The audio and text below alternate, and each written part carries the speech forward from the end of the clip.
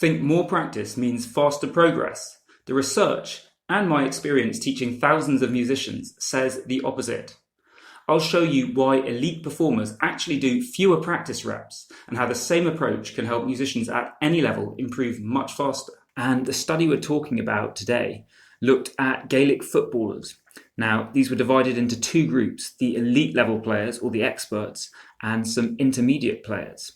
And it looked at accuracy of kicks and it gave them two different types of kicks to practice. What's really interesting is that there were some significant differences between the two groups, the experts and the intermediates. And in fact, even more interesting, there was one small group of the intermediate players who actually practiced a bit more like experts. And there's some very interesting findings coming out of that, and I'll share those with you later on. And like I said, the research showed quite a few significant differences, but there's one big one that I want to concentrate on today. So the difference that I found really interesting is that the people in the expert group actually did fewer practice repetitions than the people in the intermediate group. That's the opposite of what you'd expect, right? You think the people who get really good are the ones who just do more and more practice. But the study showed that in this particular example, they were doing 20% fewer repetitions because they were all given a set amount of time to practice. So in that time, the experts did less repetitions. So why was this? It's because they were putting more thought and more effort into each individual repetition. And this is where we really understand why it was a more successful strategy. And there are three different big aspects to this. So first of all, the experts would take time after they'd completed a repetition just to reflect on what had happened. They would also take a bit more time not doing the repetitions, which is planning what they were going to do while before the next repetition. So you reflected on the one before and then you're planning on what's coming next. And finally, they did actually put more focus, more effort into each repetition.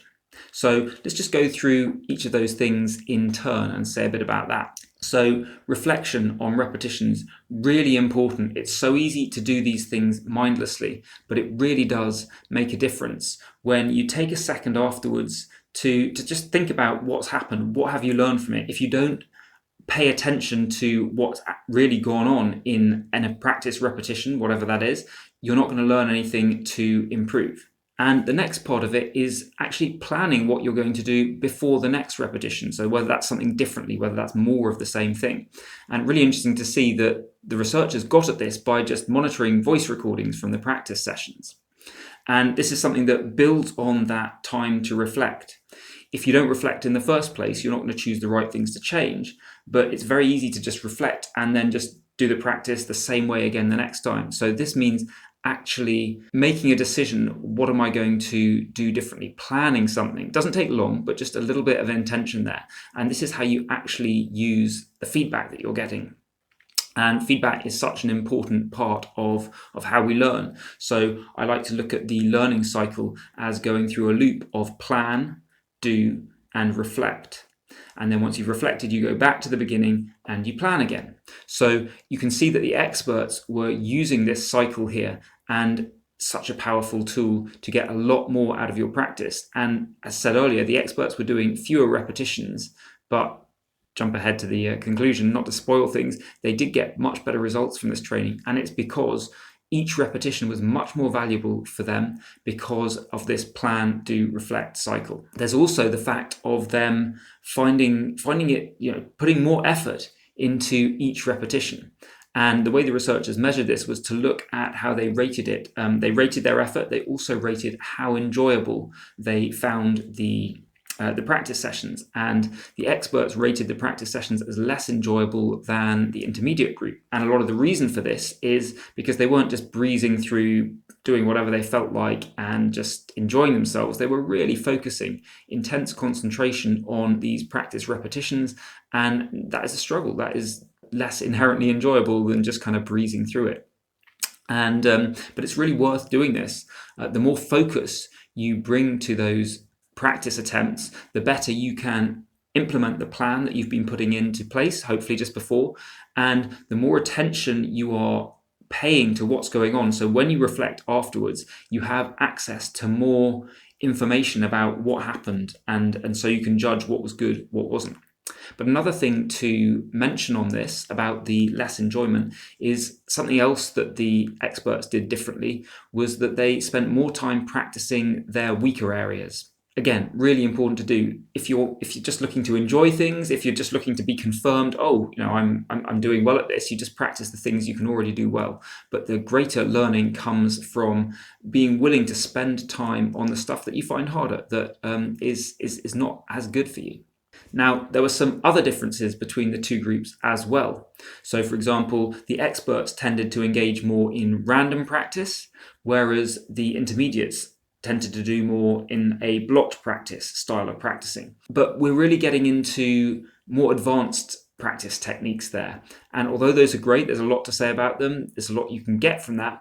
I think for most people, the real benefits are getting the basics really solid, and you'll see huge amounts of progress from that. That's where it's worth spending your time. In fact, I believe that so much that I actually created a whole course on sorting out the basics of your practice.